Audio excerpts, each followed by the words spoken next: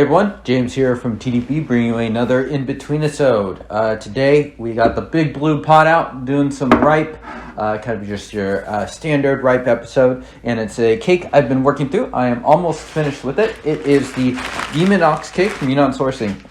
And check back, and I actually bought this cake about a year ago on one of those holiday season sales from 2021, and it's taken me a little bit longer to get through the cake through no fault of its own. Just my ripe drinking has changed a little bit, just in the sense that I do tend to drink a lot of Yunnan these days, so I am still regularly drinking kind of these cakes, but getting through a big 357 gram cake takes some time. And when you're drinking like 40% traditionally stored tea ripe, then you're going down a little bit as far as like the quantity of normal ripe that you're drinking too.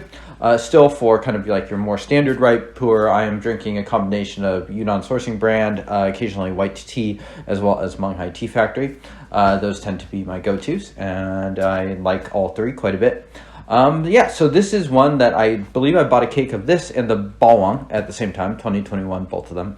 The bawang has always been a favorite of mine, and so that's probably an episode I will also be recording soon. I have recorded with the 2017-2018 version, something like that, before, and I bought a cake of that.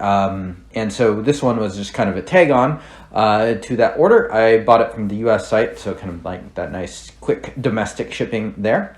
And I was doing a little bit of research on this cake beforehand. It is a Linsong tea. It is a blend of 5 different areas up there. So kind of interesting there, because I actually don't drink a ton of tea from that area. I tend to gravitate a little bit more towards the Munghai County tea. So Dai, of course, has a lot of material coming from that area. Yunnan Sourcing, a lot of their blends do too. I think the bawang is one of those.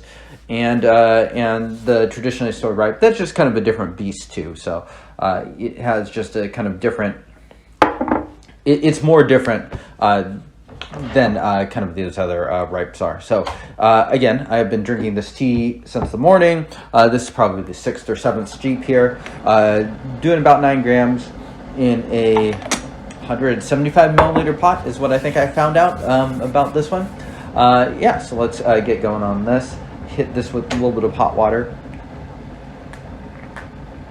And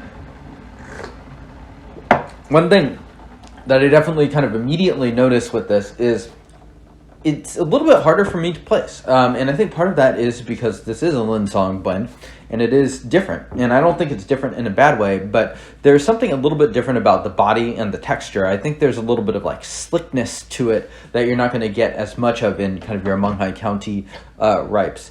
And it's a nice change of pace. I'm not going to say I like this tea quite as much as the bawang, because that is definitely kind of an upper level ripe for me. But I think this is pretty solid, and I think it's a pretty decent northern ripe tea. And obviously I had no problems getting through a cake at all.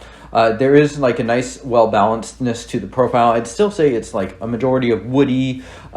Scott's description called it fruit and mushroom. I could see a little bit of that. There's definitely like this vein of sweetness running through it that I guess you could describe as like a little bit fruity. And it's fruity in that kind of ripe Pu'erh way, which is not really like your typical fruity like sweetness that you're going to get from like a semi-aged or something more boutique and raw, for instance. But it kind of has this like fruit wood sweetness to it. All right, so letting that hang out here. For those of you that haven't seen my ripe episodes, very casual brewer of ripe. So using bigger pots, in a little bit loosier-goosier on that steep time there. So just kind of letting it hang out for a little bit. The aroma, of course, because we are brewing this a little bit late, is definitely a lot less rich than it was earlier in the session. Yeah, I mean, at this point, it's a very generic smell coming off of it, too.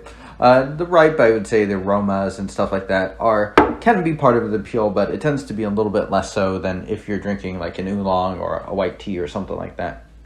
Cheers.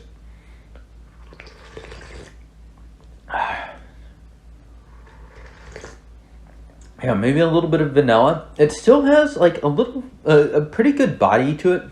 There is the texture. I think it's like the main thing that's really highlighting to me is quite different from the Munghai County raws, and it'd be interesting, or ripes rather. It will be interesting to go to the Bawang, which I will probably record an episode of that next week, just see how that compares a little bit. That one also has this kind of strain of bitterness that is quite interesting, that runs through it, that for me at least has always been like kind of the right balance there. You don't get anything like that here, but that's pretty normal, because getting bitterness in ripe is usually not one of those first characteristics that you're going to pick up on.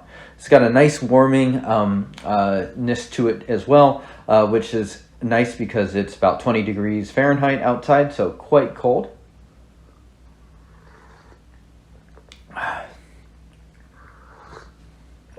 A little bit on the sweet end. I will say that, well, it does have body. It's a little bit more on the thin end as far as ripe goes. Not bad, but still enough there to sink your teeth into, but it's fine.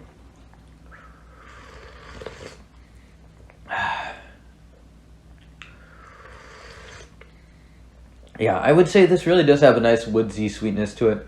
Probably a good ripe that you could serve to other people. It comes across as quite clean. I think if this is probably just a good one that you could serve to anyone in your family, maybe that's not even familiar. Very well suited towards kind of the fall winter season, as a lot of ripe is. Yeah, I'd say the main things that makes it stand out is like texture, and the taste is just a little bit different to the Mong County stuff. Yeah, let me know what your favorite northern Lin Song area ripes are. Always curious to hear. Got the poo burps going on. Yeah, this one I would say is definitely a little bit above average as far as those go. Just a solid tea, and one that I will probably be done with in another few days or so. So going to give this a 5.8 rating. So pretty solid there. Let me know how you like this episode. Thank you all for tuning in. I will see you all next time. Cheers.